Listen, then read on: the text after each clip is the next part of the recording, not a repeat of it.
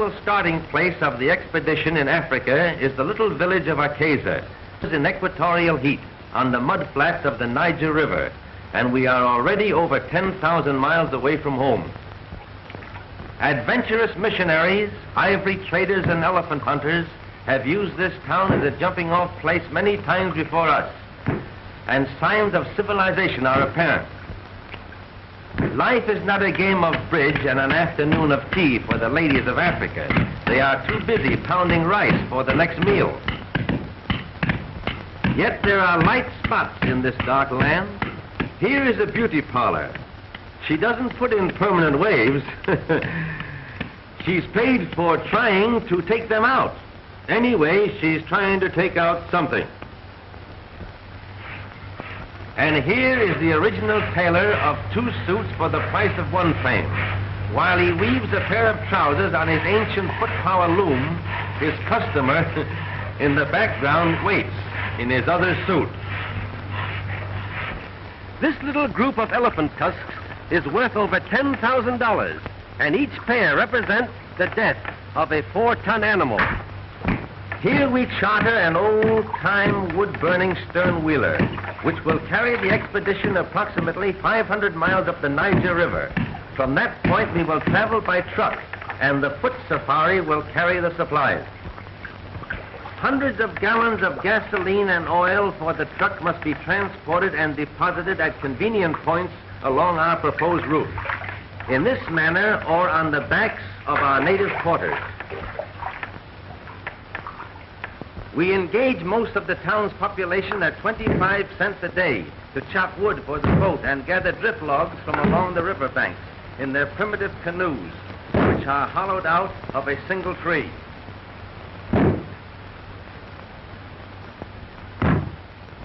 The foot safari of 200 natives are chosen from various tribes, and the immense amount of necessary supplies are divided into small loads, which they can carry on their backs far in advance of the truck and sound equipment. The fact that each tribe speaks a different language lessens the possibility of them all striking or quitting the expedition at one time. How would you like to carry 60 pounds on your head 20 miles a day in torturous heat? Finally, the entire expedition is loaded onto the steamship which will carry us up the Niger and into the heart of the dark continent. Then we will begin our great trek across equatorial Africa, where man is the prey of animals and animals the prey of man. Africa the unknown. The crossing of the Shari River presented a problem until we found a trader with a small portable motor attached to a rowboat. Our own men fashioned a flimsy raft of 3 dugout canoes, which didn't look very safe, but was better than nothing at all. So we put the truck on and took the chance of walking back if anything happened in midstream. Goodbye, everybody. However, many trips landed everything safely, and on the other side we met some lonesome Frenchmen who treated us to wine and a very fine dinner. They were surprised to find that we had come all the way from the west coast by motor. At last we arrive on the edge of the great Ituri forest, in which elephants, the largest of all animals, and pygmies, the smallest of men, are found.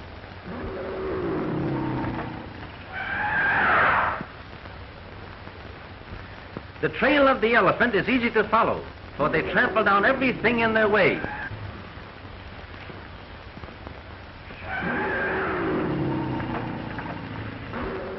Larger in size, but comparable in bulk to the rhino, elephants differ greatly in brains. They are the wise are the most stupid.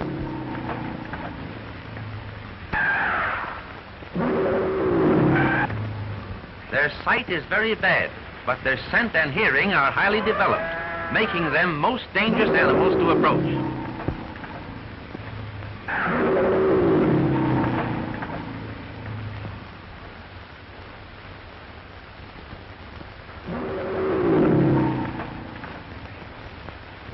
A family like this are very loyal comrades. They have been known to carry a wounded pal away from danger, supporting his immense body between them at the risk of their own lives. The African elephant, unlike his Indian namesake, has never been successfully trained for the use of man. Until recent years, ivory hunters penetrated the haunts of the elephant for centuries, killing millions of these majestic mammoths and taking away nothing but their tusks.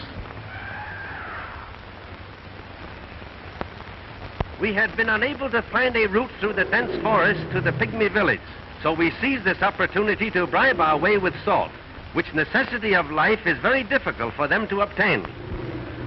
Boy! Kuja Hapa! Kuja! Kuja Hapa! Here you are. They love it. Like a child loves candy. It's very scarce in the forest.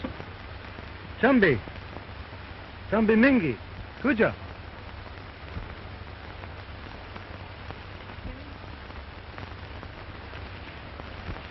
Chumbi Guinea? Ifa Minyara?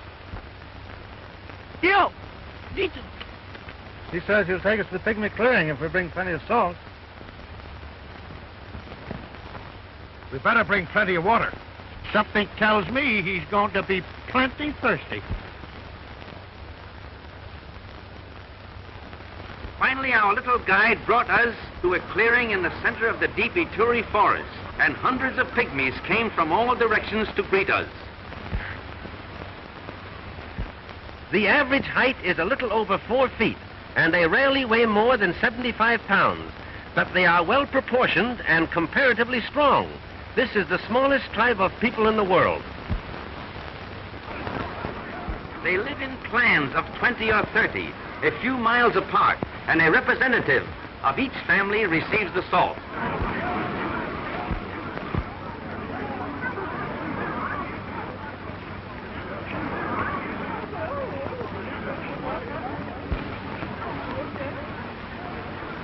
The clan leaders are in turn ruled by a great king who occupies his throne through blood succession, just like the crowned heads of Europe. He is honoring us by coming in from the depths of his forest capital. We wanted to pay our respects to His Majesty there, but the darkness in the interior makes photography impossible, and the king graciously offered to come to us in the clearing. He is comparatively young, and both he and his subjects show character and intelligence.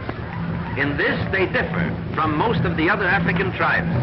Besides supplying music for the dance, these great tom-toms boom out messages in a code similar to our telegraphy. Everybody dances in Pygmy Land, and their chanting, while not particularly harmonious, has a fast rhythm that makes the feet want to do things. These are the original hot dogs. The Pygmies have practiced companionate marriage for centuries, long before Judge Lindsay was ever heard of. If a marriage doesn't take after a year's tryout, they start all over again with a new wife. No one is allowed more than one wife at a time, except the king. He gets 2 for safety's sake, to ensure a son and future king. These are the queens.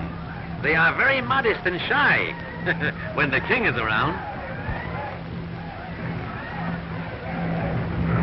According to scientists who have made a study of the past history of this race, the pygmy is not really a Negro, and their faces certainly show a great similarity to nearly every other nationality in the world.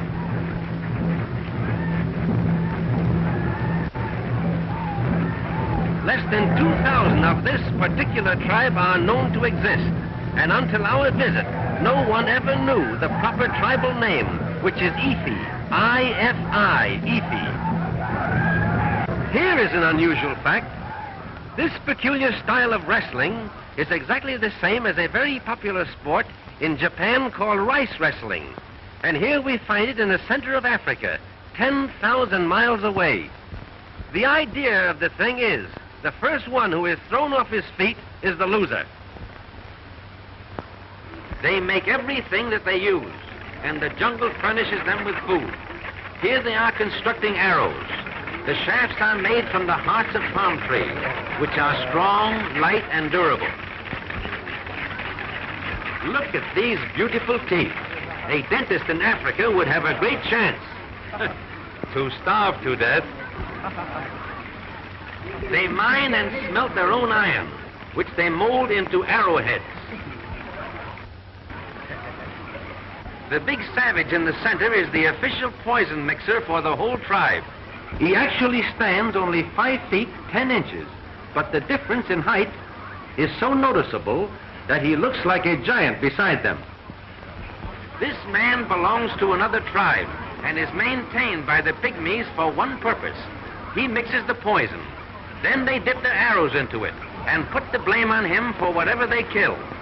Their own conscience is clear because the force of the arrow will not cause death, but the poison does. That's their way of escaping responsibility. Darn clever, these pygmies. The large mound with the little house on it in the background is a great anthill. This is where we lived while here. They shoot very accurately, but depend more on the poison than the force. By their fat tummies.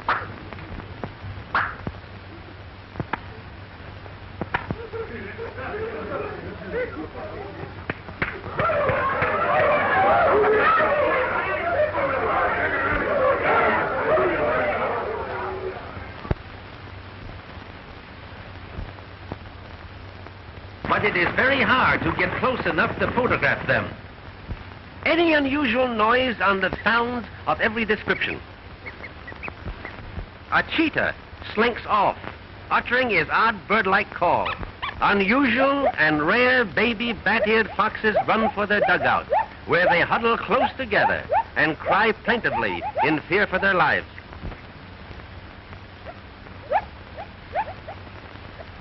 Even a herd of ostriches glide by. The huge pads on their feet muffle the sound, and they make great speed in their springy, strutting manner. It's like Mother Nature holds a grudge against the zebra. Its glaring stripes make it an outstanding target for beasts of prey in search of food. Almost powerless when attacked by a lion, but oh boy, they kick and bite viciously when bothered by other animals. Zebras in zoos over here rarely make any kind of a sound, but this shrill bark is common both day and night in Africa. The stripe patterns are like human fingerprints. No two are found alike.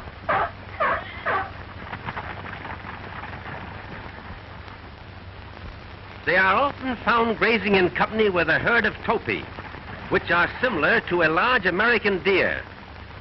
These two widely separated species often fight together against their common enemy, the lion.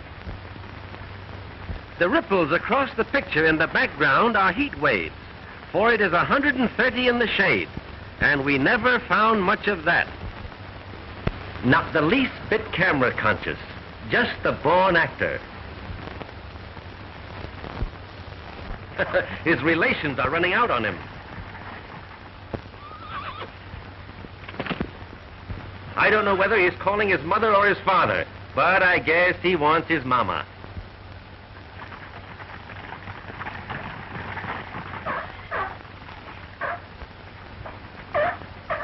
Though lions kill hundreds of thousands for food each year, the zebra still survives and increases in number, and their pounding hoofs in mad stampede can be heard on all the velds of Africa.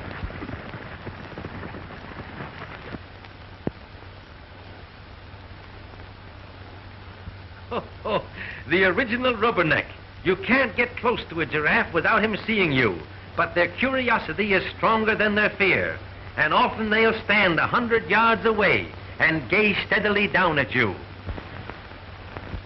They are natural-born reachers. They will drink every day if near water, but they can get along without it for weeks at a time, thereby making a monkey out of the camel. A full-grown giraffe is the tallest animal on the face of the earth, often standing nearly 16 feet high. Hunters rarely kill these harmless monsters, but the natives often do, for the hide makes a bullwhip 30 feet long without a break.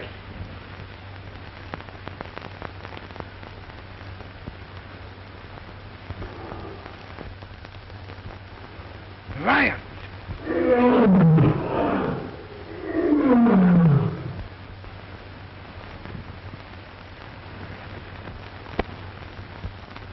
But these two lions are stuffed with food and lazy. They're just looking for a shady place to snooze. But Mr. Giraffe doesn't trust them. He just remembers a very important business engagement elsewhere. For such awkward bodies, they can make great speed, sometimes traveling as fast as 40 miles an hour. Our microphone registers only the hoofbeats. For giraffes, having no vocal cords, cannot utter a sound. They're just naturally dumb. But not quite as dumb as the yokel who first saw one in a circus and said, "There ain't no such animal."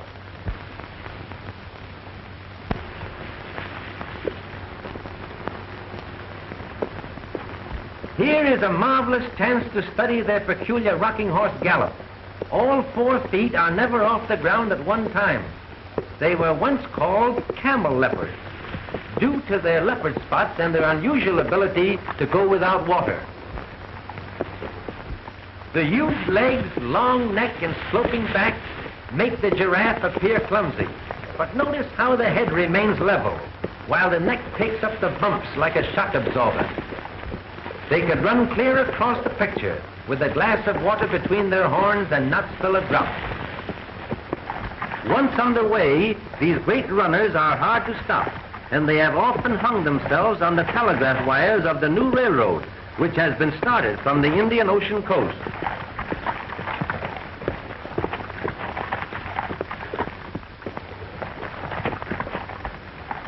The little youngsters keep up with the old folks, even leading at times.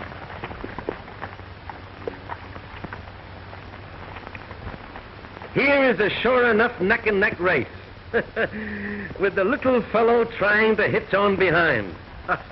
If he only had sense, he'd grab that tail. Flamingos by the million. Each bird stands nearly 4 feet high and weighs about 30 pounds, but the flesh is odorous and unfit to eat. It looks like the parade of the wooden soldiers.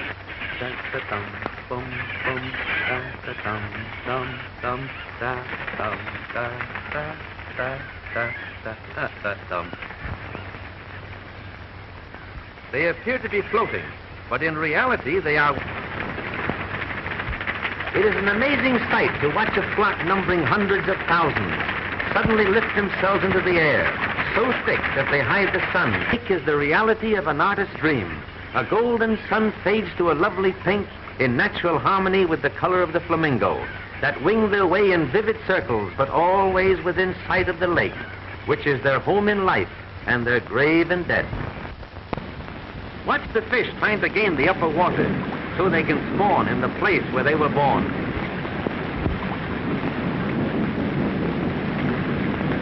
Oh, how would you like to have that baby on your hook?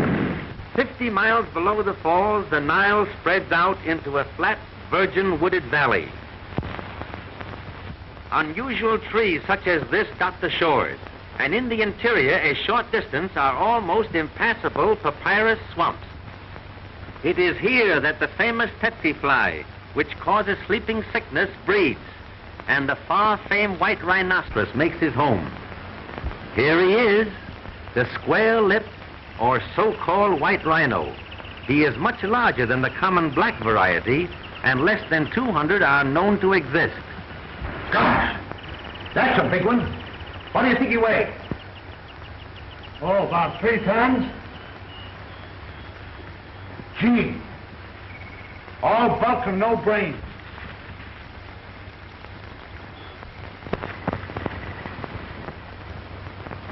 Charming fellow. He'd like to make friends with you, in his own way. Thick-skinned and bad-tempered, this most weird survivor of prehistoric animals is rapidly becoming extinct.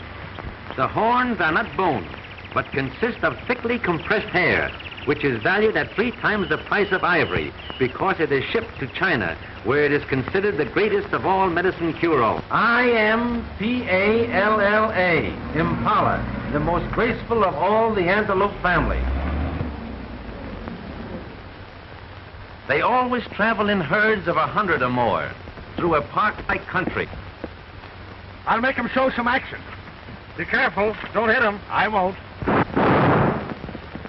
When frightened, they jump, much like a kangaroo, but infinitely more graceful. The natives call this the dance of the impala, but we call it the dance of the leaping linas.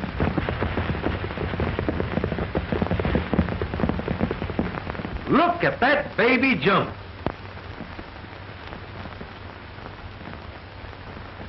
If you notice, folks, the one without a hat is a distant relative to the Mexican jumping bean. No authority seems to know why the impalas jump. It's just another of those unexplainable mysteries of African animal life. When they stop, no amount of outside interference can stop them again.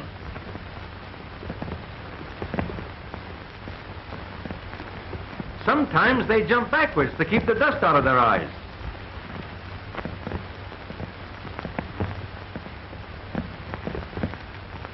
They almost seem to have wings as they literally glide through space. Their lithe bodies sail through the air for as much as 40 feet in a single jump, and 12 to 15 feet high, but sometimes higher in the spring.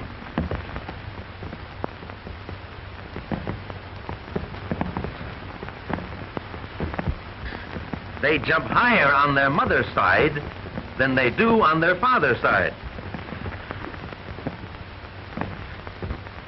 Here's a great job for a cowboy, breaking in one of these things. It's probably something they ate last night. There goes 3 of them up together. Lions eat very few impalas because the impalas keep him on the jump, and the lion goes crazy trying to catch up.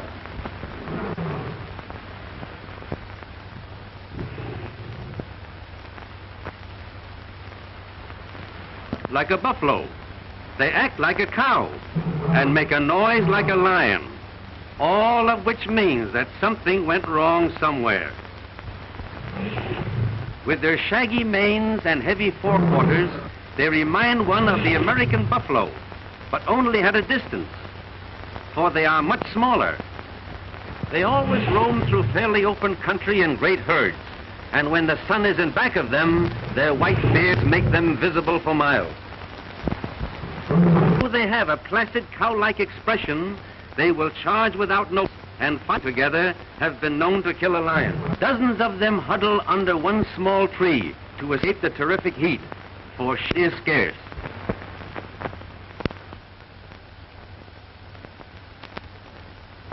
Though there are many hardships connected with an expedition of this kind, the charm of Africa lies in the ever-changing things of interest. You never know what to expect just around the corner.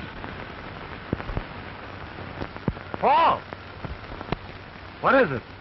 Look at those big grasshoppers. Grasshoppers nothing. Those are Abyssinian locusts.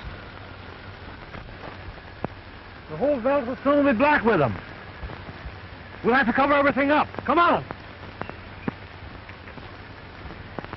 Go and get that camera, quick. Charlie, you have to cover that truck with the cameras and tie it down tight. All right. Yango! Come on, Yango. Hurry up.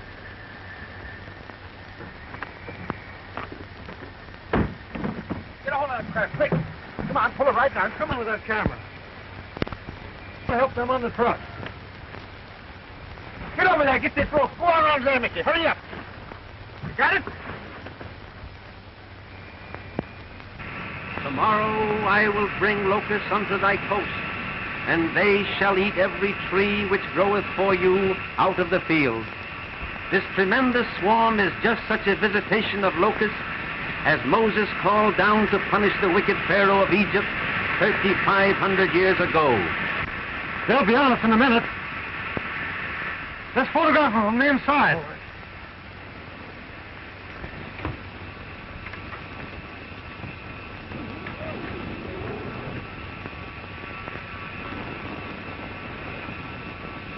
The windows of the tent were especially constructed of flexible isinglass, through which photography is possible. Swarms such as this have been known to be 50 miles in width and 100 miles long, and often they'll fly several hundred miles in a day. They strike terror into the hearts of man and beast, and natives in a stricken territory watch with feverish anxiety as the creatures fly overhead, praying that they will continue their flight without alighting to devour their crops and ruin their food supply. They hit the tent like hailstones. Are the boys safe? Yes, I put them in the cab of the truck. Like an enormous storm of black flakes, they cover the earth in a ravenous horde, eating every bit of grass in their path. Every animal leaves the stricken area, and hundreds die in their frantic efforts to shake off the pest.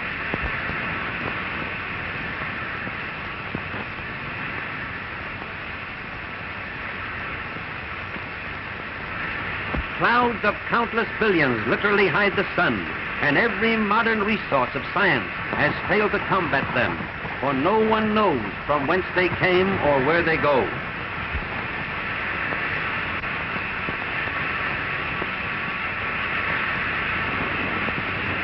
Hand of a higher power, the wildebeest know by instinct that the only way to escape disaster is by taking a course at right angles to the wind, because the locusts fly with the wind. It is estimated that there are about 60,000 locusts to the square yard, and a swarm such as this covers millions and millions of square yards. Unlike the Bible plague of old, the present plague is no respecter of race, creed, or country.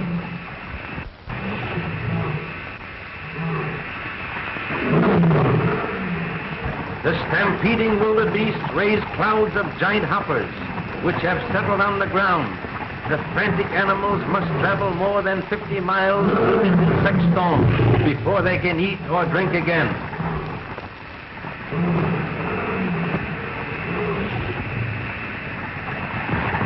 In the evening, they continue to come down from the sky in millions, settling on every bit of green vegetation in the countryside.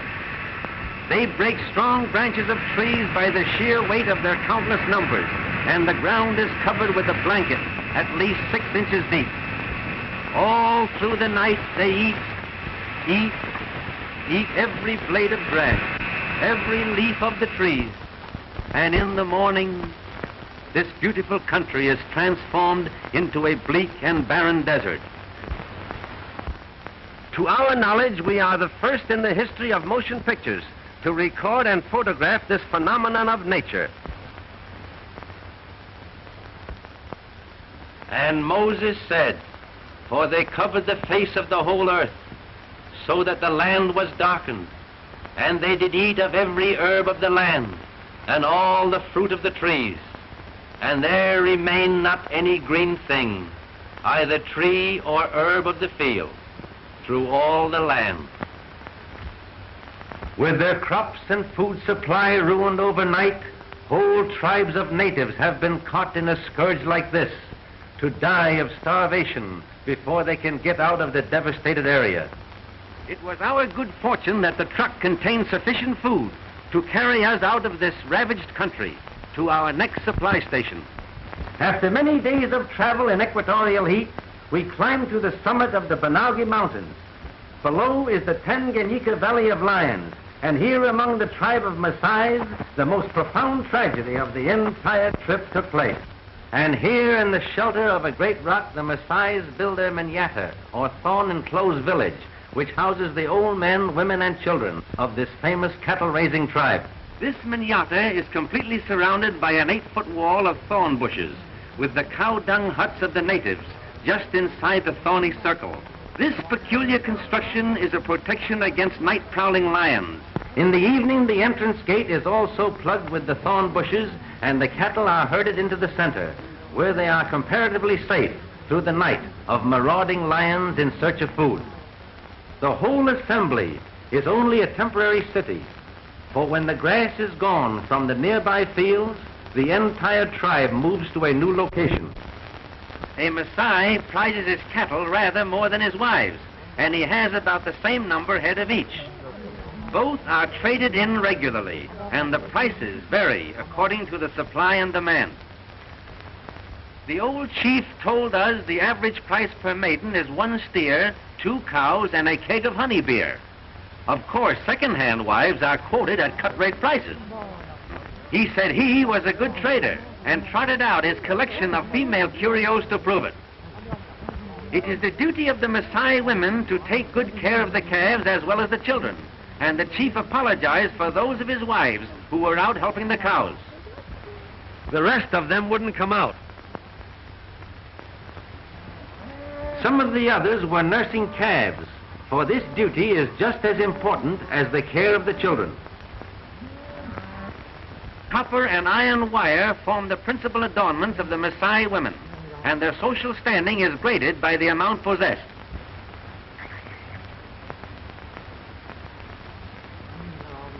Some of the favorites can hardly lift their arms because of the weight of the many metal rings for which the fond husband has traded his precious cattle. The cattle spend the night in the circle of thorns, and at daybreak they are turned loose to graze on the plains. No Maasai ever eats meat.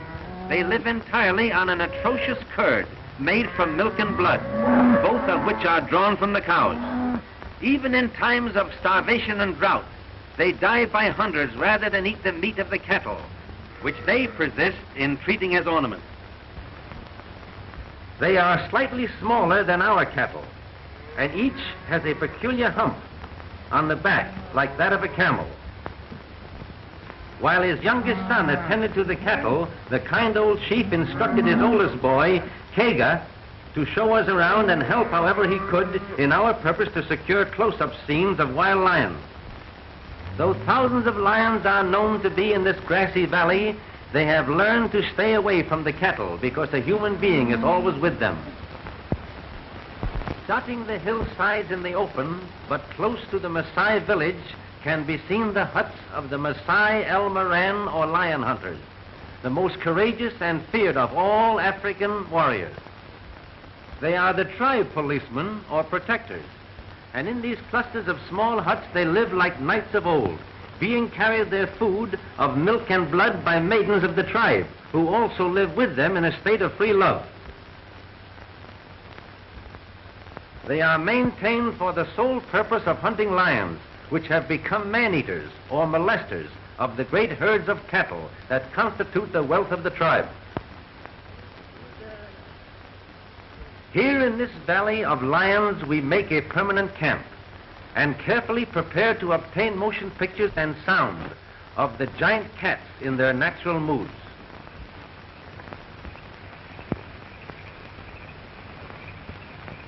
You know, this reminds me of a duck blind back home.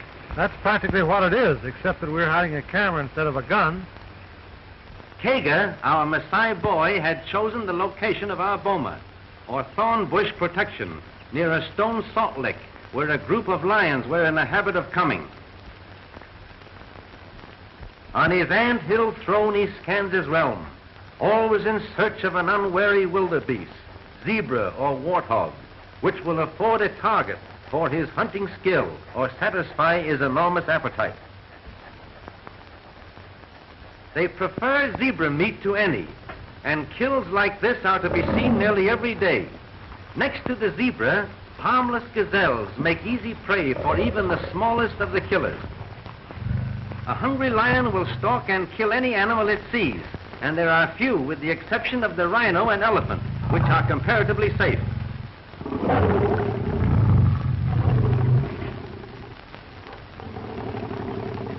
Truly the king of beasts, flesh-eating and blood-drinking, but now a picture for an artist's eye.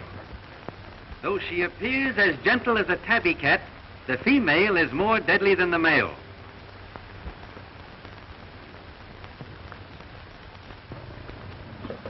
Look, she sees us. It's quiet.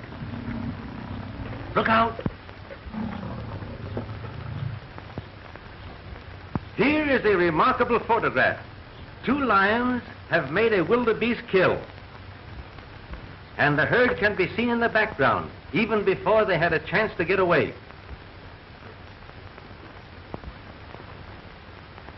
Even at that, some of the best pictures escape our camera. For instance, we saw this great female leap clean over the hedge in the background, carrying a 200-pound gazelle in her teeth. Lions are not supposed to be able to climb trees. But how would you like to be where the meat is?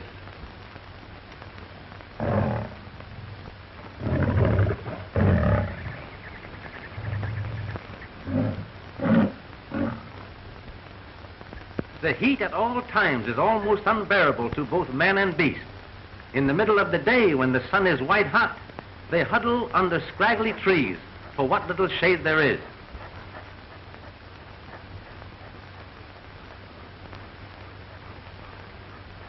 Lions are rarely found in large numbers, and it is quite unusual to photograph 7 at one time. At 3 months of age, the cubs cry for meat, and mother must provide. For these have not yet reached the age when they can make a kill of their own.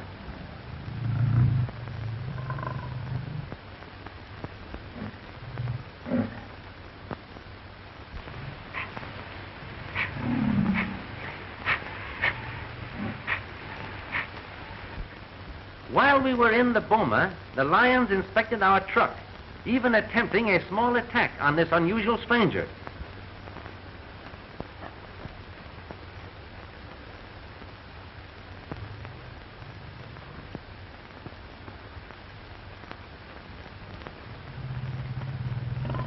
They tore off a spare tire and slyly took a little nibble at it.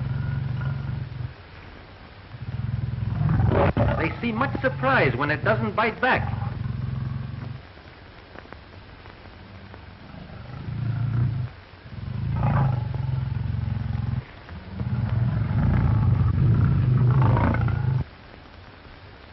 There is a widespread belief that lions live in the jungle, though the truth is just the opposite. They are always found in open grassy plains, because the lion is a meat eater, and he feeds entirely on animals, which in turn live off the virgin grass of the open country.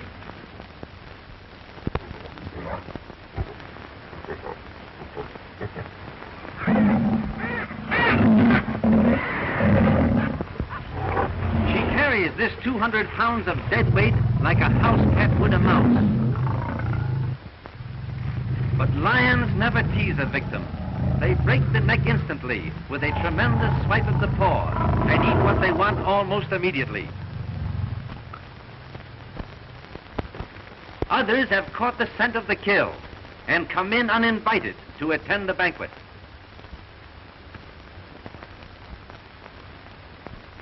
Shooting the prowlers of the plains with a camera is much more difficult than with a gun and brings one in closer contact with them.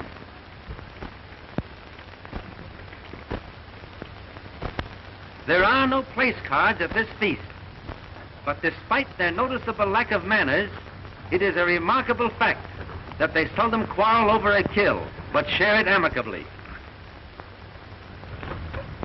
So great is a lion's appetite that he must make a kill every 2 days in order to exist. The thousands of lions in this section kill hundreds of thousands of animals each year for food alone. In their natural state, active lions are seldom found with great shaggy manes like those in a zoo, because the long hair is caught on bushes and torn by the thorn trees.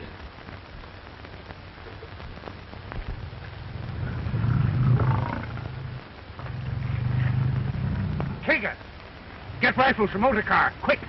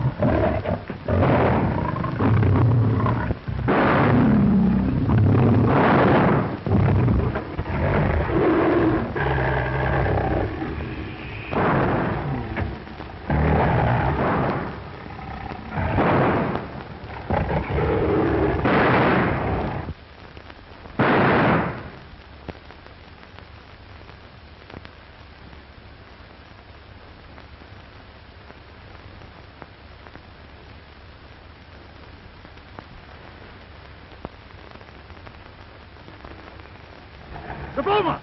Quick!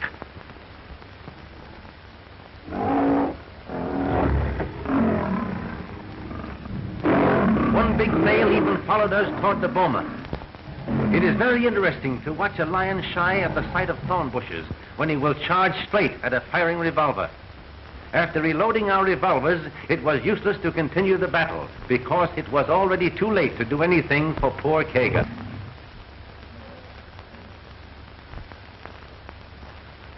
Handicapped as we were, with the rifles in the truck, we were forced to wait the rest of the afternoon for the lions to leave. Finally, 5 out of the 6, which were around us, trooped off behind the leader. Only one of the man-eaters remained at the kill. A flock of vultures awaited his departure, and behind them in the distance, a ring of cowardly hyenas also await turn.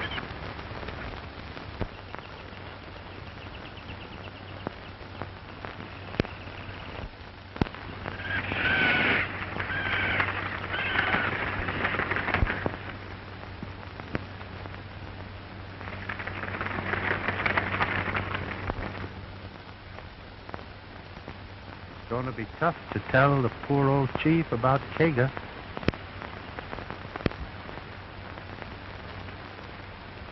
Come on, let's go.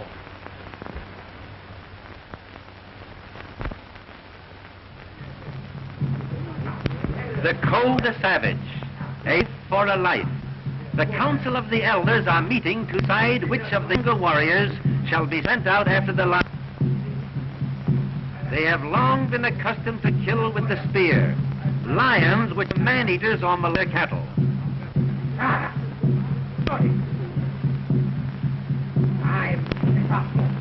There's sadly a outcome of the council. Many of Kaga's older kin now past their would be willing to young warriors in the hunt, but have already been sent to the huts of the El Moran, lion hunters. For this honor reserved solely for them. The phantom made of ostrich feathers, and is as necessary to hunt as the spear. The Maasai El Moran love a battle, but not all of them are allowed to go on the hunt. Great honor, and the chief only take along those chosen by the council.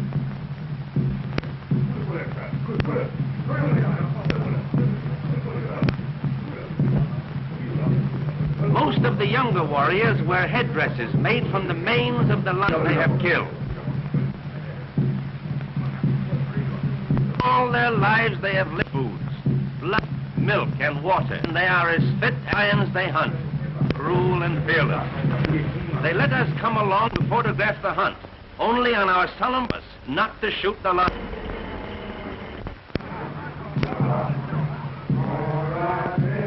The faces, legs, and chest painted red, yellow, and white, with a substance made from the ashes of previously lions.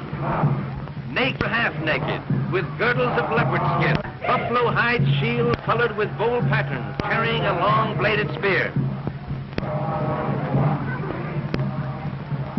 For now, master of the West, the terror that stalks by night, this grim lord of slaughter, his doom at the hands of the only foe who him.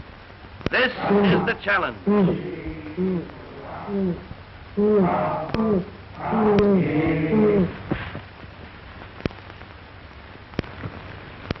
They in unison, the sun, and moon fierce singing builds up a furious wrath at the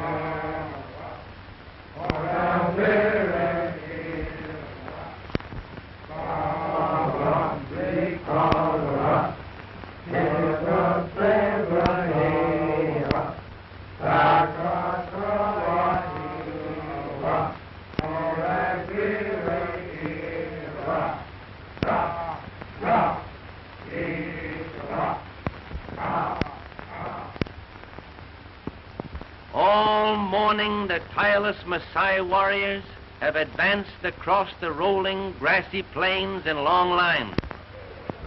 beating across a circle 12 miles in diameter, lithe panthers, their great muscles rippling under their smooth, dark skin.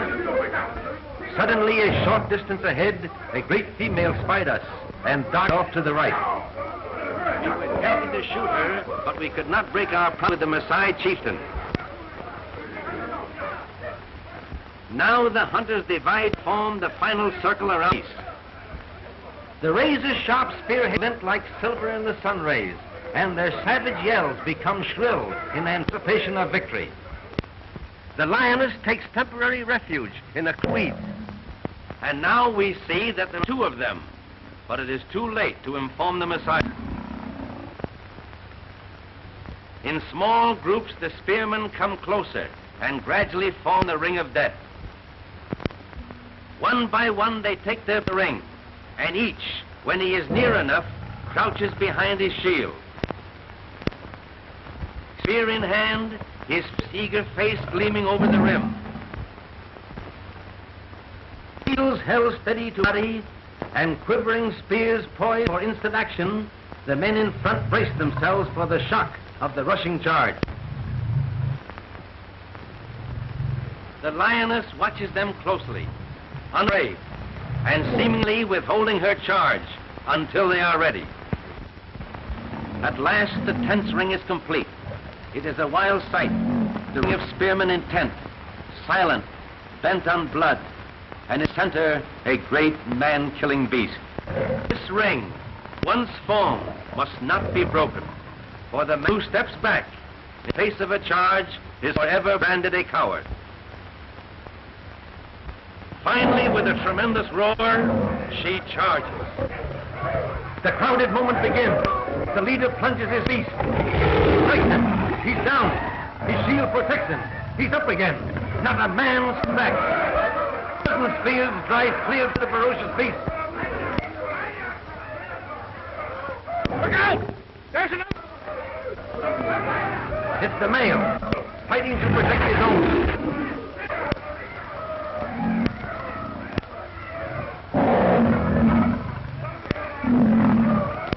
Look out! He's got another one. Quick as lightning, the spears flash again. Even as he falls in death, he bites at the spear.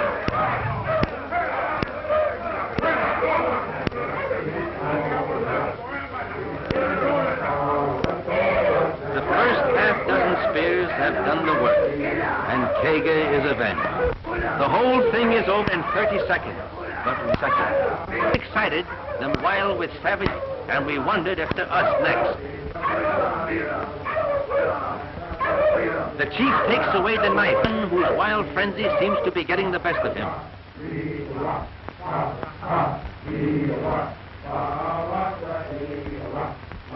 Strange to say, the victors appear unhappy over their victory, for the lion is symbol to them of everything great, and they worship his power with deep respect. Finally, the end of this day of thrills is the Maasai tribute to their fallen foe. Reverently, they move the carcass of the lion on another spot than that on which it died.